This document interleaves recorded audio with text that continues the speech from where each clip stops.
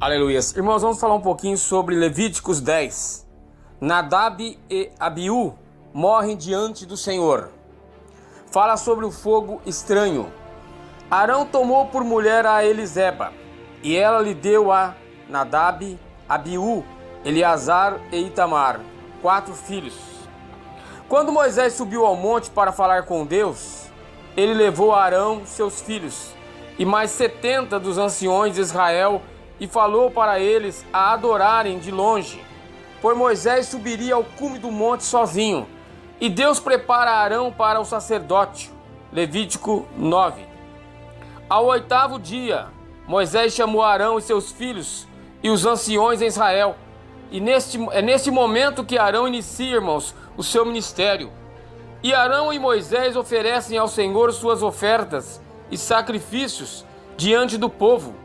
E quando saem da tenda, a glória do Senhor desce sobre o altar e consome todo o holocausto. Capítulo 10 nos diz que Nadab e Abiú, filhos de Arão, tomaram cada um incensário e puseram neles fogo. Puseram incenso sobre eles e trouxeram fogo estranho perante a face do Senhor, o que ele não ordenara. Irmãos, vejamos que tudo era com muito cuidado, pois a presença de Deus estava sobre aquele lugar. Então tinha que estar tudo conforme a palavra de Deus. Eles estavam simplesmente ali para adorarem a Deus em espírito e verdade, não uma adoração falsa, pois Deus conhece a intenção do coração do homem. Nadab e Abiú, irmãos, foram desobedientes, foram oferecer a Deus o que eles não haviam pedido. Por isso o fogo que trouxeram foi estranho. A pessoa de Deus, o homem de Deus, aquele que é de Deus, ele respeita a vontade do Senhor. Ele espera no Senhor para poder fazer aquilo que Deus condiciona a fazer. Eles fizeram aquilo que Deus não tinha ordenado para eles. Da mesma forma que Uzá foi fulminado e morto por tocar na arca sem a permissão, Nadab e Abiú, irmãos, quiseram entrar na presença de Deus com seus próprios incensos acesos. Se achavam preparados e capacitados. Talvez quisessem chamar até a atenção de Deus para si. Hoje na igreja tem muita gente desse tipo. Acham que são melhores do que os outros. Querem o holofote só para si. Tudo é deles, é melhor. Tudo tem que ser para eles.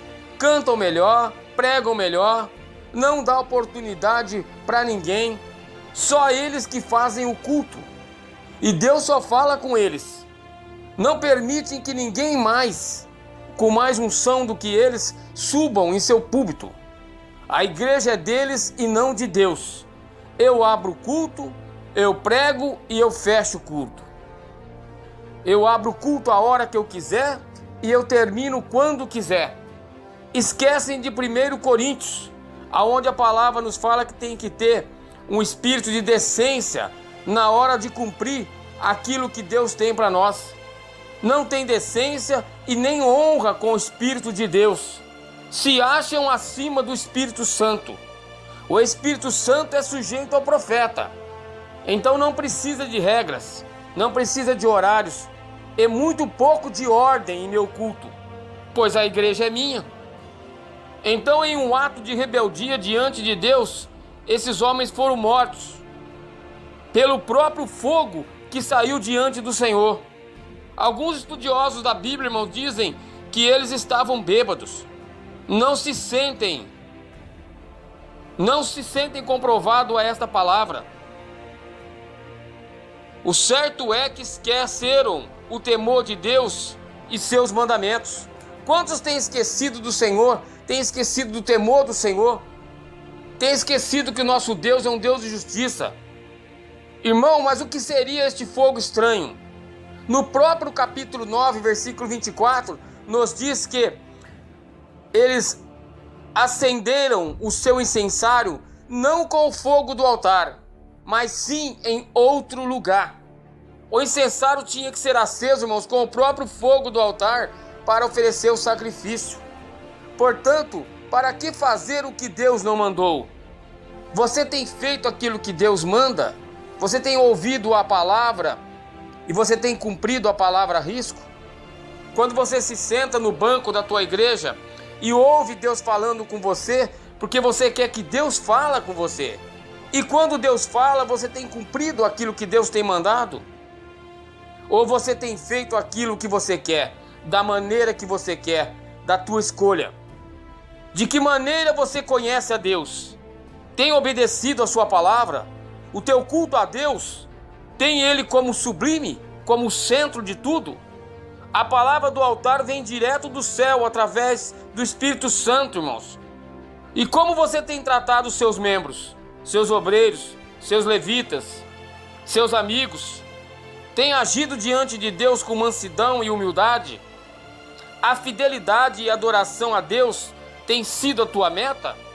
A Bíblia nos fala sobre Ófine e Finéias, que também foram mortos, filhos de Eli, por estarem em pecado. Também fala de Saul, que desobedeceu a Deus e fez sacrifício no holocausto sem o consentimento de Deus e sem Samuel estar ali para preparar, para fazer aquilo que Deus tinha mandado, onde era serviço do próprio profeta Samuel. Assim Deus se retirou de Saul. Hebreus 12, 28, 29 nos fala que por isso, recebendo nós um reino inabalável, retenhamos a graça pela qual servimos a Deus de modo agradável, com reverência e santo temor, porque o nosso Deus, ele é fogo consumidor, irmãos.